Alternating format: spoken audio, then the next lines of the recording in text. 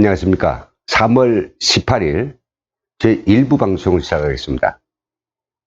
탈북민 오피니언, 오늘 이 시간에는 문재인 대통령 커밍 아웃하라 라는 제목으로 말씀드리겠습니다.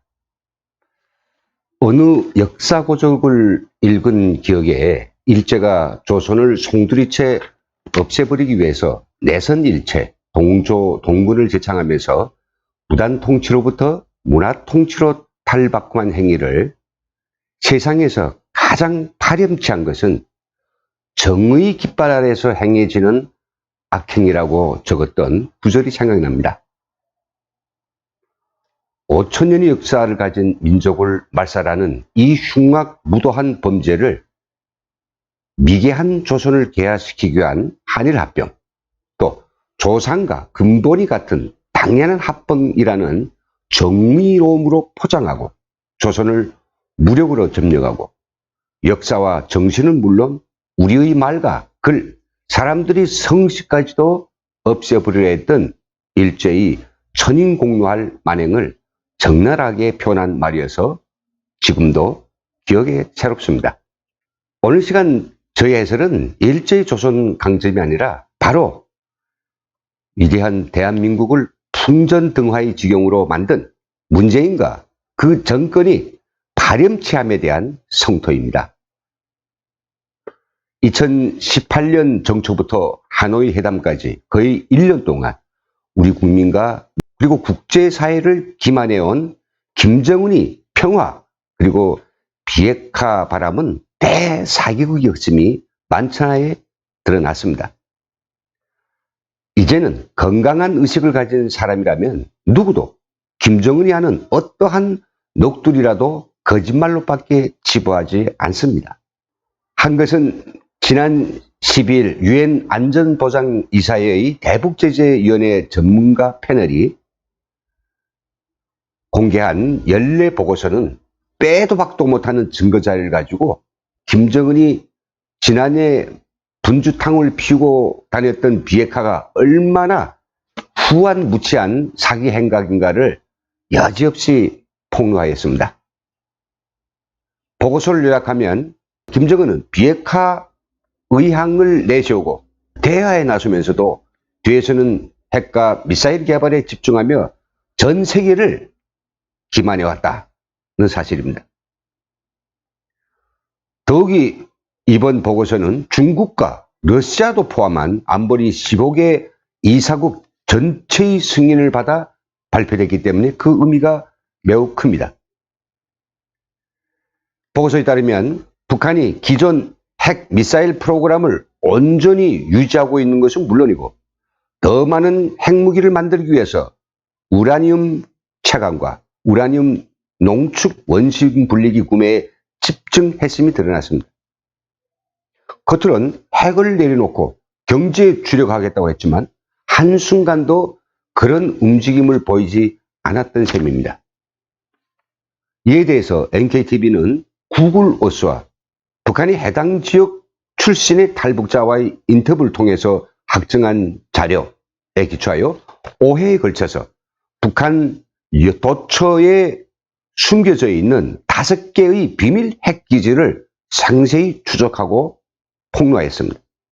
유엔 안보리 보고서에 상세히 언급되어 있는 바와 같이 김정은 패거리들은 제재를 피하기 위해서도 온갖 불법적인 방법도 끊임없이 감행했습니다.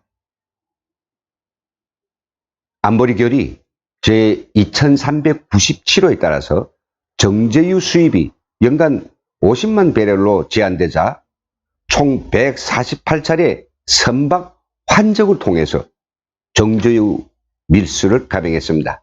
50척 이상의 선박, 160개 회사가 연루돼 조사 중이라고 하니 입이 쫙 벌어지고 또 해상 환적에 중국의 위챗 블록체인 기술, 즉 첨단 기법까지 동원해 제자를 회피했고 사이버 해킹 수법으로 약 6,500억 원을 가로챘다고 하니 정말 이게 남한 정부가 상대를 해야 될 그런 동적이 맞느냐? 너무나도 의문이 듭니다.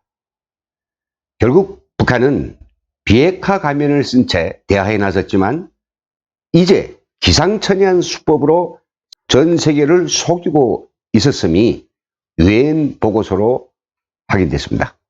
스티븐 비건 대북정책 특별대표는 지금 제재를 완화한다면 북한에 대량 파괴 무기 보조금을 주자는 얘기와 같다고 꼭 집어 이야기했습니다.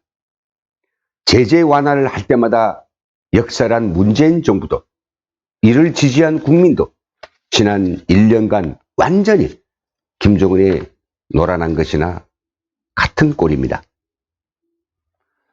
세계적 정부라고도 할 유엔이 직접 김정은이 가짜 비핵화를 까발리고 나섰는데 유독 세상에 남한 대통령, 청와대 민주당만이 아직도 그 가짜를 진짜라고 비유하면서 우리 국민을 우롱하고 있으니 도대체 이들이 무슨 생각에 이런 황당한 짓거리를 하는지 알 수가 없습니다. 최근에 이들이 한 짓거리만 보겠습니다. 현 정부 대북정책의 예언가 또 선도자라고도 불리는 문정인 청와대 통일안보특보가 13일 강원대에서 한 강연 내용은 우리들이 귀를 의심하게 만듭니다.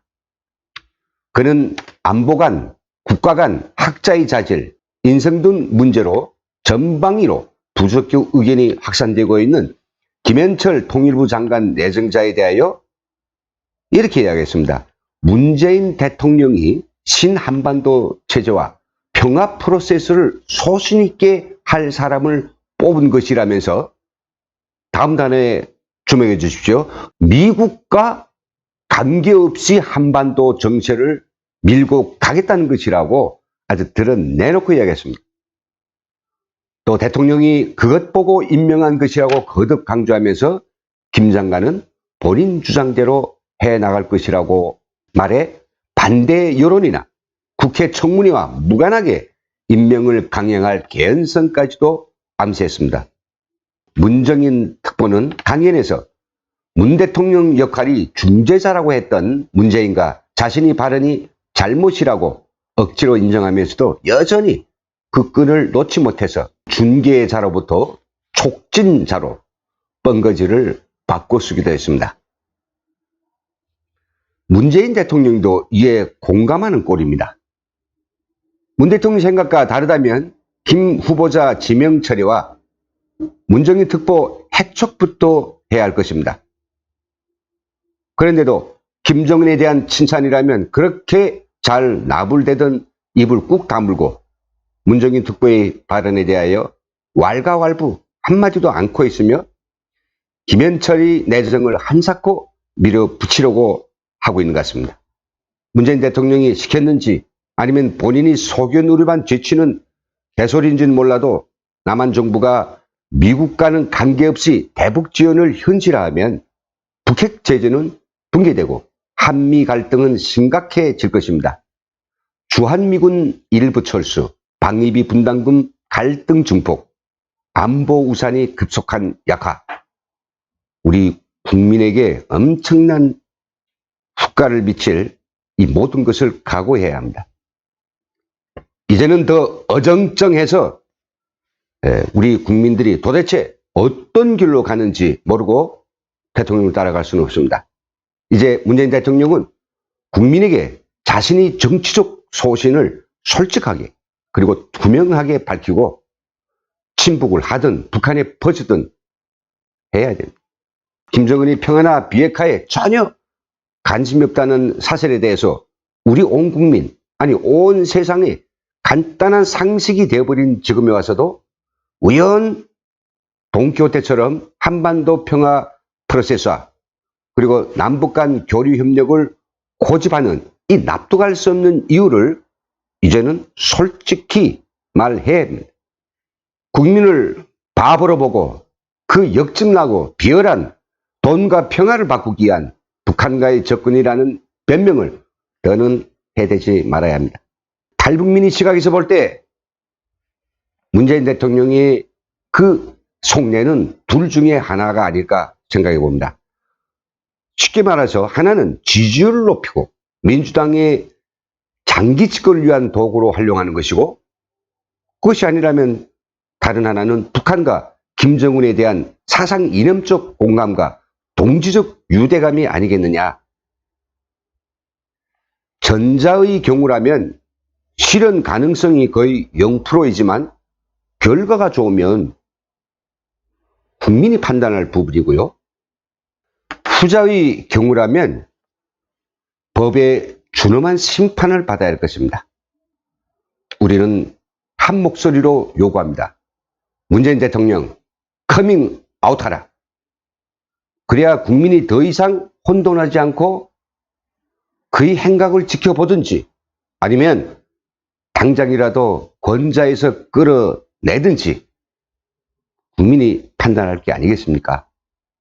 오늘 시간 여기서 마치겠습니다. 고맙습니다.